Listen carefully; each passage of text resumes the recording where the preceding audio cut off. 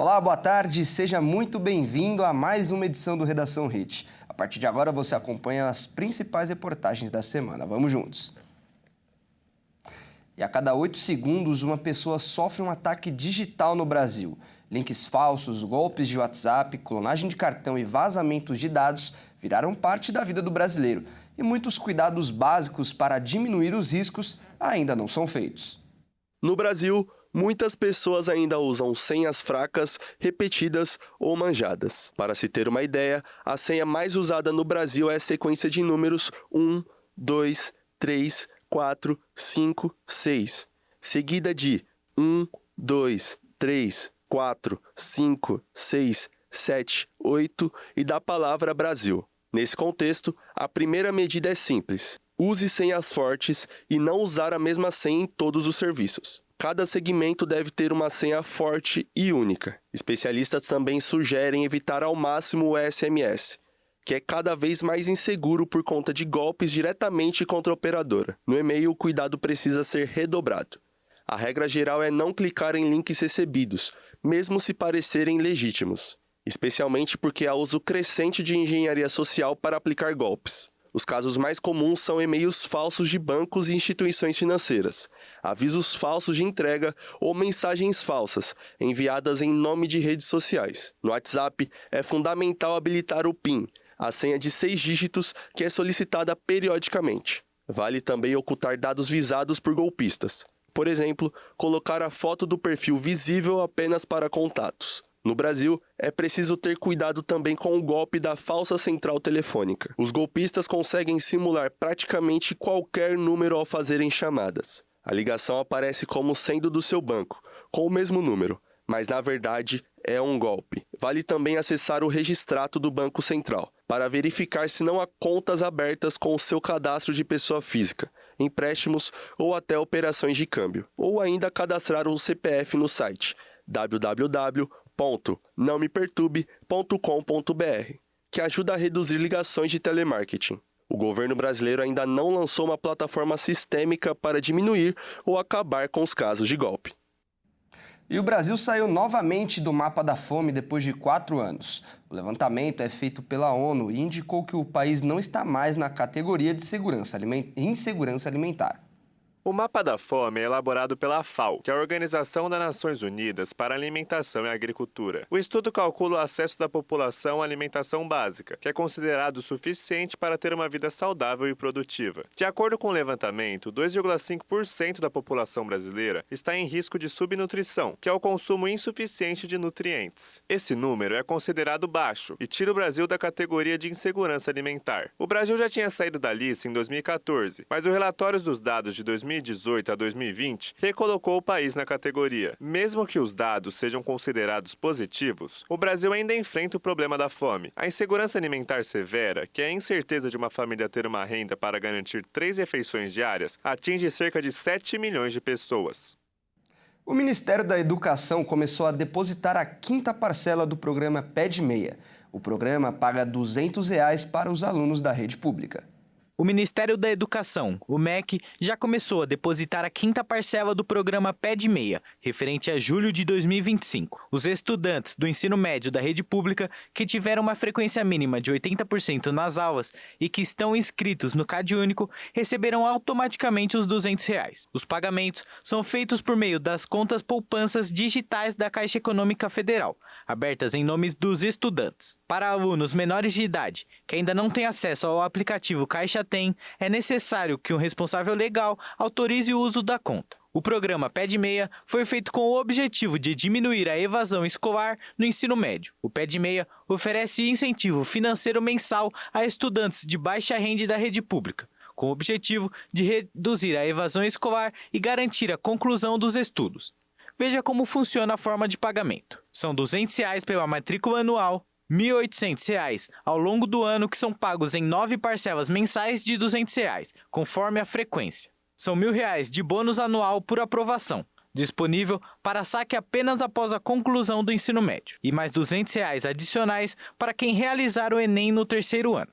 Porém, é preciso ficar esperto. Em caso de reprovação, uma frequência inferior a 80% ou desligamento da escola pública durante o ensino médio, o aluno perde direito ao benefício.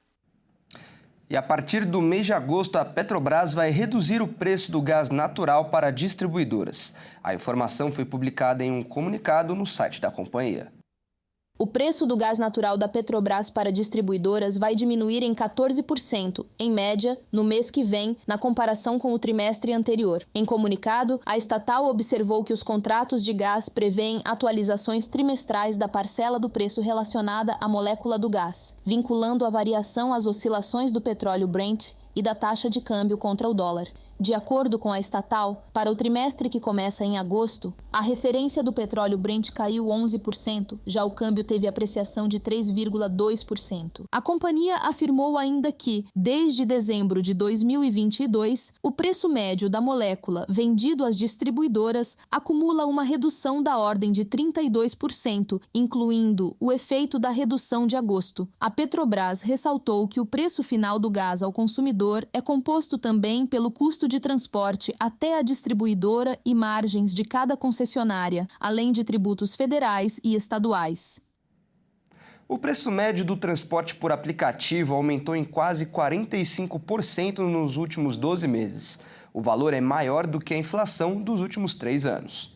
De acordo com o Índice Nacional de Preços ao Consumidor Amplo, o IPCA, a inflação do transporte por aplicativo acelerou 5% em maio para quase 14% em junho. Essa alta acumulada pelos preços em 12 meses passou de 23% para quase 45%. Essa taxa mais recente é a maior em quase 3 anos, desde julho de 2022, quando chegou a quase 50%. Nesse total, apenas o café moído acumulou a maior alta, chegando próximo de 80%. Responsável pelos cálculos do IPCA, o IBGE afirmou que várias questões podem ter influenciado o aumento. Entre eles, as tarifas dinâmicas que sobem com a procura dos usuários e movimentação maior de passageiros devido ao calendário de feriados, eventos ou viagens. O Instituto também destacou que os preços do transporte por aplicativo aumentaram no mês de junho em 13 capitais brasileiras e algumas regiões metropolitanas. As variações mais altas ocorreram em Porto Alegre com 17% e São Paulo com 16%. O Rio de Janeiro teve o menor avanço, registrando 9%. Além disso, no último ano, o serviço ficou mais caro nas 13 capitais pesquisadas, como Brasília e São Paulo com as maiores altas e Belo Horizonte, que teve o menor registro. As empresas Uber e 99 dizem desconhecer a metodologia específica do IPCA para a coleta dos preços das corridas. E conforme a Mobitech, as empresas operam modelos de negócios que buscam equilibrar os interesses dos motoristas que obtêm a renda a partir dos aplicativos de acordo com a situação econômica dos usuários, que procuram formas mais acessíveis de mobilidade. E olha só, em Santa Catarina, um carro atingiu um motociclista e arremessou ele de cima de uma ponte. O homem não resistiu aos ferimentos e morreu. Vamos ver. Final de semana triste aqui para Santa Catarina, quando 2 homens acabaram se envolvendo gravemente num acidente, quando um veículo acabou batendo neles, eles que estavam numa faixa fazendo socorro ali a uma motocicleta. Um dos homens, o Luiz Fernando, acabou morrendo ao ser arremessado da ponte Colombo Salles, na capital, que liga o continente à capital do estado. Tudo isso aconteceu nesse final de semana, ganhou bastante imagens aí na internet e o homem foi identificado. O outro motorista ali, o motociclista que estava com a sua moto emperrada, o Luiz, era o mecânico que tinha ido ajudar, está em estado grave, ainda hospitalizado. O motorista do Volvo, que acabou atingindo os 2 que estavam ali nas margens fazendo esse atendimento a esse veículo parado, não teve a sua identidade revelada, mas já foi apreendido pela polícia aqui de Santa Catarina. Esse acidente chamou bastante atenção pela magnitude dele, né? Os 2 estavam parados ali na faixa lateral fazendo o atendimento quando o Volvo vem em alta velocidade e atinge arremessando o Luiz para fora da ponte. O caso foi registrado, a polícia segue a investigação aí e a punição dos culpados. A gente deixa a solidariedade à família e lembrando, né, se beber não dirige, cuidado nas rodovias, ainda mais aqui em Santa Catarina, que essa semana deve ter bastante neblina. Semana passada teve bastante acidente ocasionado por neblina baixa e essa semana a previsão é que a neblina siga pela manhã e pela noite em todas as regiões do estado. E o governo federal estuda acabar com a obrigatoriedade das aulas de autoescola para tirar a carteira de motorista. O objetivo é tornar o processo mais barato. O ministro dos Transportes, Renan Filho, declarou que esta iniciativa poderá reduzir o custo para tirar a habilitação A e B no Brasil e, assim, democratizar o acesso às carteiras de motorista. Atualmente, o valor da autoescola está entre R$ 3.000 e R$ 4.000. Segundo o ministro, cerca de 20 milhões de brasileiros já dirigem sem habilitação. Um dos motivos é justamente o preço das aulas. Com essa mudança, ao invés da autoescola ser obrigatória, ela passaria a ser facultativa e online, trazendo assim mais autonomia para o cidadão escolher como se preparar para os exames. Essa flexibilização gerou muitos questionamentos, mas o ministro garante que os cursos serão ministrados por instrutores qualificados e supervisionados pela Senatran e pelo Detran. Os exames e as provas teóricas e práticas para a aprovação do condutor também serão mantidas. O projeto tem como objetivo incentivar a formação de trabalhadores, permitindo principalmente o acesso antecipado a vagas que exigem carteira. Essa proposta pode ser colocada em prática sem passar pelo Congresso, mas em nota, a Associação dos Detrans levantou dúvidas quanto aos impactos na proposta, na segurança do trânsito. O número de furtos e roubos de veículos caiu no Brasil, de acordo com o Fórum de Segurança Pública. Confira os estados que são mais perigosos. O Brasil apresentou uma queda no número de furtos e roubos de veículos. Em um estudo feito pelo Anuário de Segurança do Fórum Brasileiro de Segurança Pública, mostrou que foram 344.596 ocorrências policiais registradas em 2024, contra 358.239 em 2023. Confira as regiões onde o crime cresceu ou diminuiu. O Acre, Rio Grande do Sul e o Sergipe lideram as localidades que registraram maior queda nos números. O estado do Norte registrou apenas 839 boletins. No Sul, a queda foi grande. Em 2023, foram 12.149 boletins. Já em 2024, foram 8.916. Na região do Nordeste, saiu de 1.709 para 1.296 ocorrências. Onde o crime aumentou, o Sudeste aparece com 2 estados, Minas Gerais, Rio de Janeiro e Tocantins. No estado mineiro, o crescimento foi de 1%, com 28.941 ocorrências contra 26.647 do ano anterior. No Rio de Janeiro, o crescimento foi maior, com 20,1%. Com 48.267 casos contra 38.825 em 2023. Porém, o Tocantins fica com o recorde. Com um aumento de 140%, os números mais que dobraram. Os números de boletins de 1.223 foram para 3.097. Em São Paulo, fica o maior número de casos registrados. Foram quase 50 mil registros, sendo 37.539 furtos e 11.205 roubos. Em comparação, no mesmo período do ano passado, uma pequena baixa nos números. No Rio de Janeiro, um manobrista confundiu o pedal do freio com o do acelerador e acabou invadindo uma academia com o carro. Vamos conferir. Um carro invadiu a recepção de uma academia na noite da última segunda-feira em Jacarepaguá, na zona oeste do Rio. A invasão provocou pânico e correria. Segundo o Corpo de Bombeiros, o quartel da Barra da Tijuca foi acionado às 8h20 da noite. Um homem de 42 anos chegou a ser ferido e foi atendido pela corporação no local. Nas redes sociais, a mulher da vítima falou sobre o susto. Segundo ela, ele está com a perna machucada, o braço com vários cortes, mas está se recuperando bem. Informações preliminares dão conta de que o acidente teria sido causado por um erro do manobrista da academia, ao dirigir um carro automático. Diversos vidros da fachada foram quebrados com o impacto da colisão. No Mato Grosso do Sul, uma história impressionante chamou a atenção de todo mundo. Uma cadela se escondeu no motor do carro de sua tutora e acabou viajando 300 quilômetros escondida.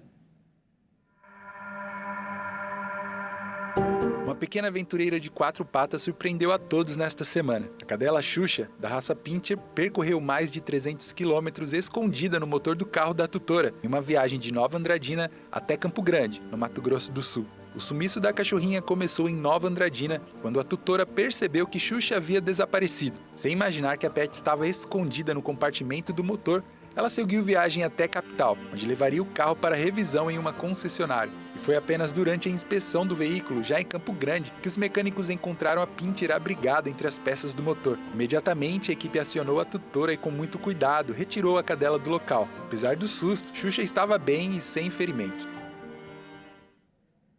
E olha só, o paranaense Lucas Felipe Vieira, de 20 anos, usou as redes sociais para pedir ajuda. Ele se alistou como voluntário para defender a Ucrânia na guerra contra a Rússia e agora está arrependido e quer voltar. O jovem é natural de Francisco Beltrão, no sudoeste do Paraná. Ele contou que tinha a intenção de trabalhar como operador de drones na Ucrânia, mas recebeu ordens de deslocar para a próxima linha de frente dos combates. Insatisfeito com a medida, Bueno tentou voltar ao Brasil, mas um contrato assinado por ele com o Ministério da Defesa ucraniano não permite o retorno antes do prazo de 6 meses, período mínimo para o treinamento. Em uma publicação, afirmou que tinha sido recrutado para atuar com tecnologia militar, mas foi realocado para um batalhão em Kharkiv, uma das regiões mais afetadas na guerra com a Rússia. No desabafo, ele alegou ter contatado a Embaixada do Brasil na Ucrânia, onde foi informado que a autoridade não pode interferir. O contrato assinado pelo jovem tem validade de 3 anos, com uma cláusula que proíbe o rompimento durante os primeiros 6 meses. Ou seja, Bueno está legalmente impedido de deixar o país até pelo menos dezembro de 2025. Em caso de quebra, o militar precisa devolver os equipamentos recebidos ou reembolsar o valor dos itens. Quando chegou no país, ele começou a receber $400 por mês, equivalente a R$ 2.200. Segundo o paranaense, havia a promessa de que os salários poderiam chegar a R$ 23.000, dependendo da função e de bonificações. Depois de passar 4 semanas recebendo instruções de guerra e primeiros socorros, ele disse que pôde escolher uma brigada para ficar alocado. Bueno afirmou que tem medo de ser forçado ao combate direto. Ele contou que nem seu físico, nem seu psicológico estão preparados para a linha de frente do conflito. Segundo o Ministério das Relações Exteriores, 9 brasileiros morreram no conflito e 17 estão desaparecidos até julho deste ano. E você vai ver a seguir, prefeito de Santa Catarina passa um dia e uma noite como morador de rua. E ainda, impedimento semiautomático será utilizado no Campeonato Brasileiro de 2026. Nós voltamos já.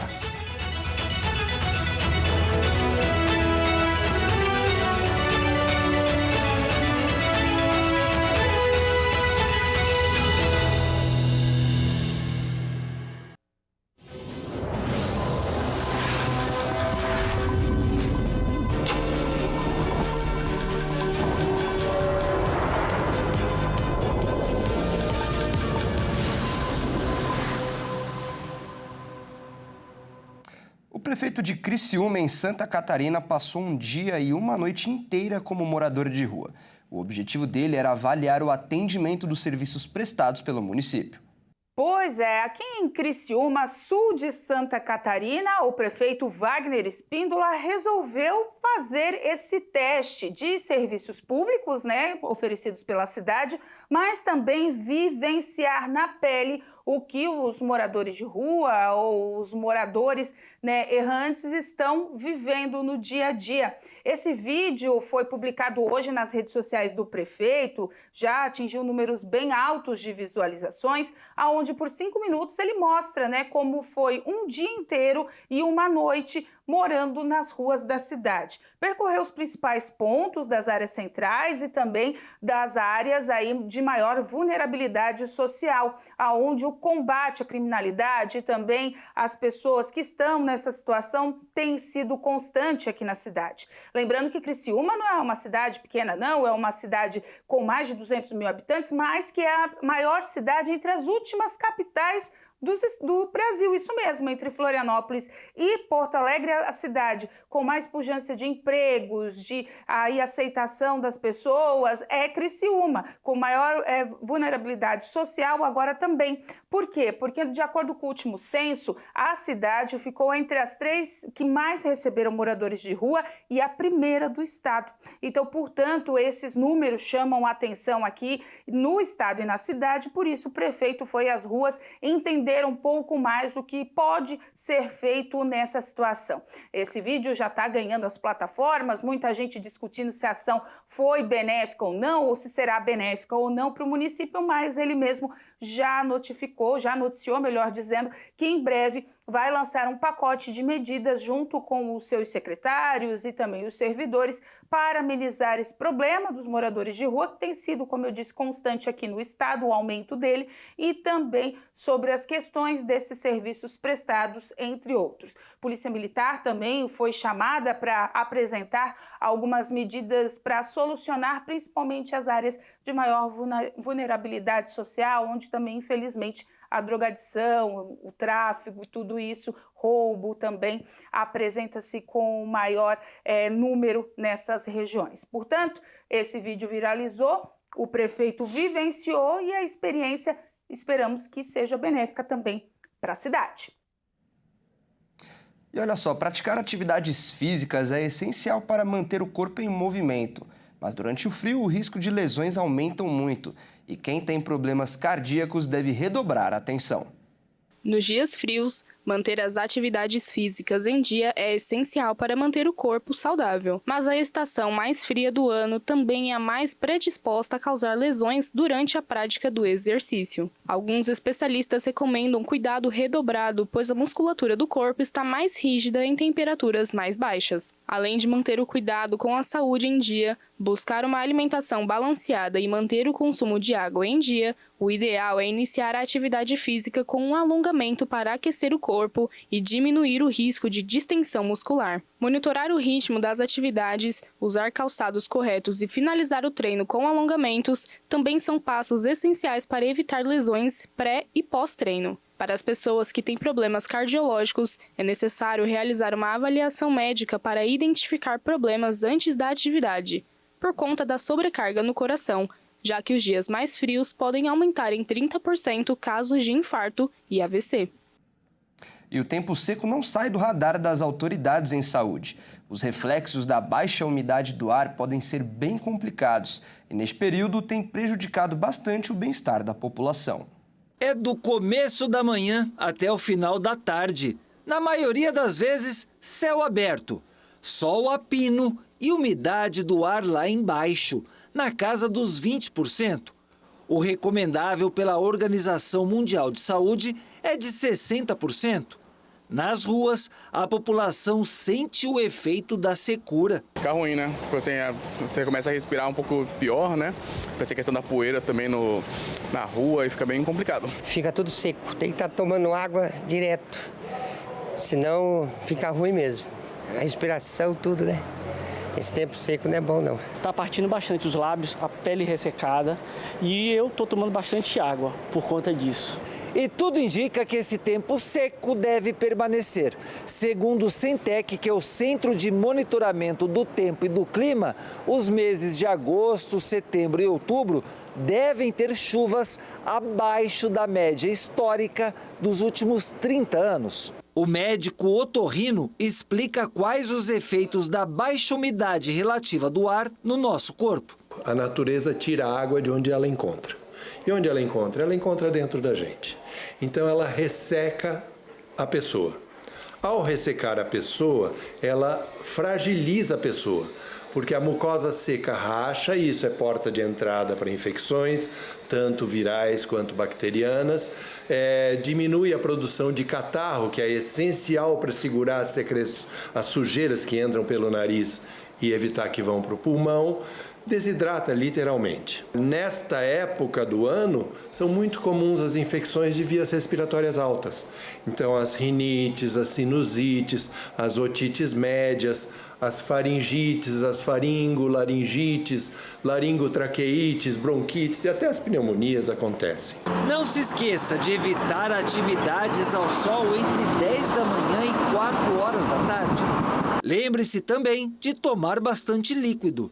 Todo mundo fala tem que beber 2 litros de água por dia. Não é isso. A gente tem que beber líquido até a urina ficar incolor. Cada vez que fizer xixi, olha, se está incolor, tá beleza. Se não está incolor, tá amarelinha, vai lá e bebe bastante água. Se quiser um parâmetro, 1 litro de água para cada 20 quilos de peso. O médico dá outras dicas do que fazer para amenizar a situação do tempo seco. Usar o umidificador é o ideal, mas se não tiver umidificador, uma toalha molhada na cabeceira, uma bacia d'água embaixo da cama. Usar creme hidratante, hidratar a pele que está sofrendo com ressecamento. Usar protetor solar quando for caminhar como eu. E lavar o nariz com água e sal.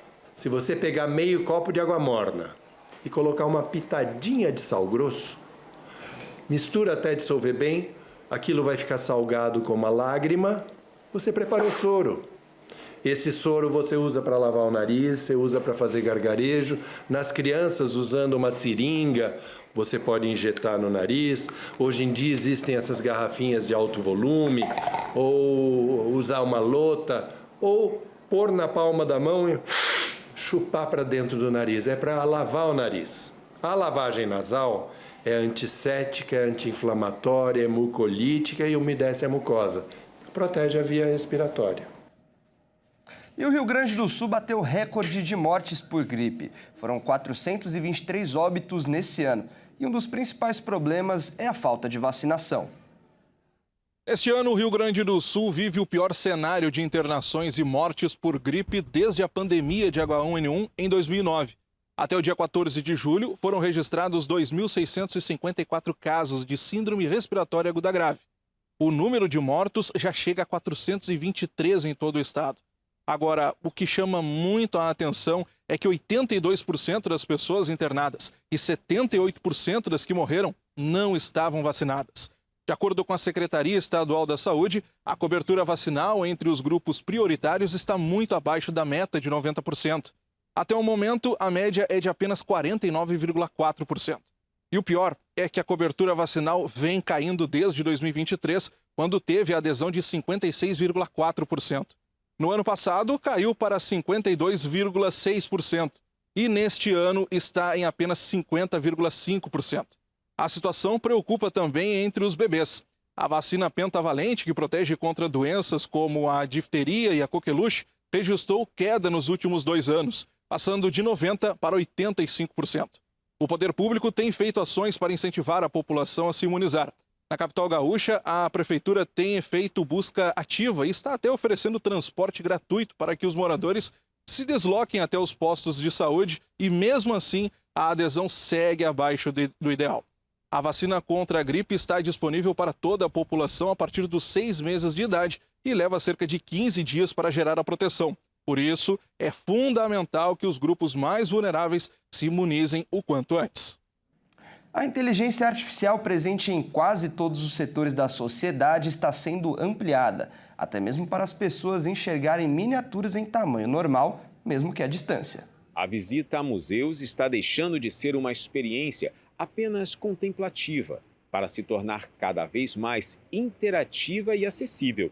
Recursos como realidade aumentada, visitas virtuais e jogos digitais têm ampliado as possibilidades de contato com o acervo cultural, permitindo que pessoas explorem obras e exposições de forma inovadora, mesmo à distância. Em museus ao redor do mundo, essas ferramentas já fazem parte da rotina. No Museu Nacional da China, visitantes usam realidade aumentada para observar detalhes de peças históricas. Em Paris, o Museu de História Natural recria espécies extintas. E em Londres, exposições podem ser exploradas por meio de games online. No Brasil, o Museu do Amanhã, no Rio de Janeiro, referência em tecnologia e ciência, atualiza constantemente os conteúdos digitais para oferecer experiências imersivas. A comunicação também evoluiu. Redes sociais se tornaram canais estratégicos para aproximar museus de novos públicos. O MASP, em São Paulo, é exemplo desse movimento, o segundo líder em número de seguidores entre os museus brasileiros. Usa plataformas digitais para atrair visitantes que antes não tinham contato frequente com a arte e cultura. Com acessibilidade ampliada, experiências imersivas e conteúdos disponíveis online, museus se reinventam para dialogar com as novas gerações, garantindo que o patrimônio cultural seja não apenas preservado, mas vivido de forma conectada. E olha só, no Mato Grosso do Sul é época e por isso quem mora em Campo Grande está encontrando corujas a todo momento nas ruas da cidade. É a buraqueira, uma das várias espécies que habitam o Brasil.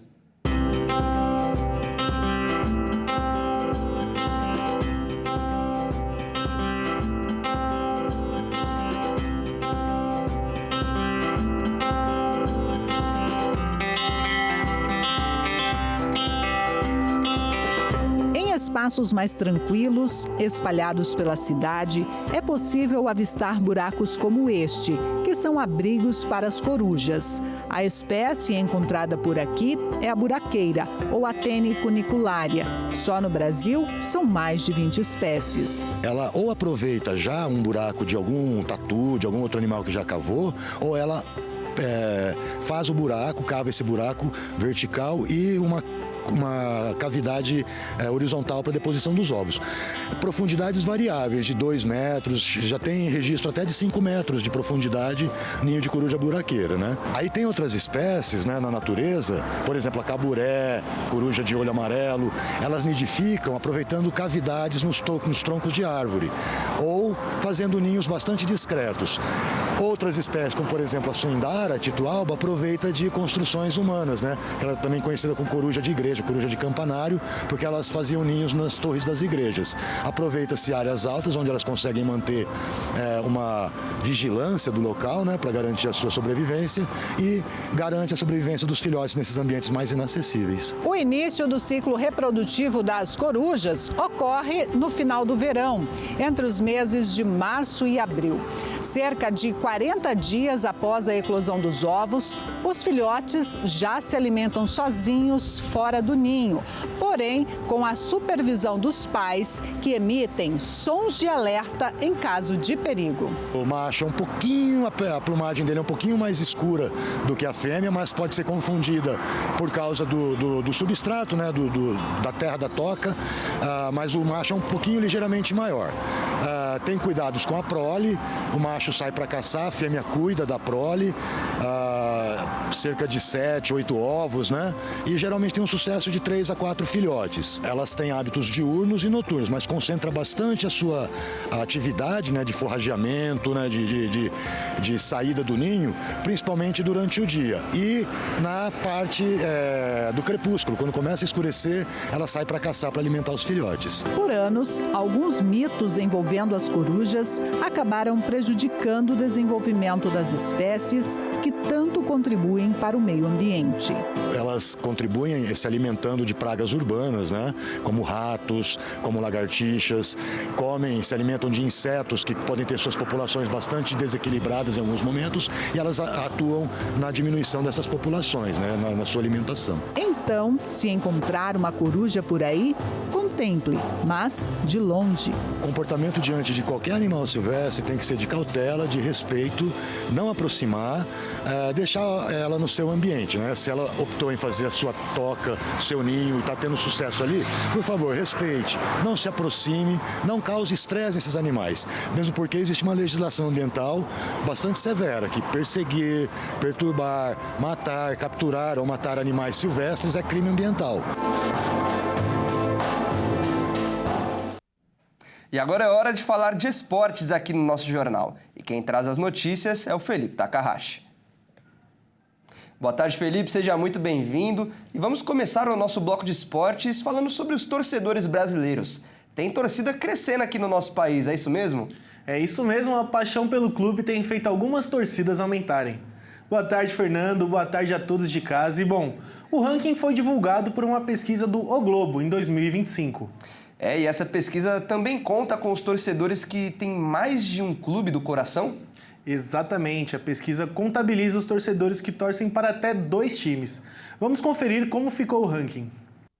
A paixão das torcidas vem mudando conforme o tempo. Uma pesquisa feita pelo O Globo, em parceria com o Instituto Ipsos-IPEC, revelou o novo ranking de torcidas do Brasil em 2025. O levantamento nacional entrevistou 2.000 brasileiros entre os dias 5 e 9 de junho, em 132 municípios diferentes, e revelou mudanças significativas no ranking das torcidas. A pergunta era: você torce ou tem simpatia por um ou 2 clubes brasileiros? E permitia ao entrevistado citar espontaneamente até 2 clubes. Vamos conferir como ficou o ranking das 10 maiores torcidas. O Flamengo continua líder na pesquisa, com larga vantagem para o segundo lugar, com 21,2% nas respostas. Em 2022, a porcentagem era de 21,8% para o rubro-negro. Em seguida, veio o Corinthians, que teve a maior queda em porcentagem. Em 2022, o Timão tinha 15,5%. Em 2025, tem 11,2%.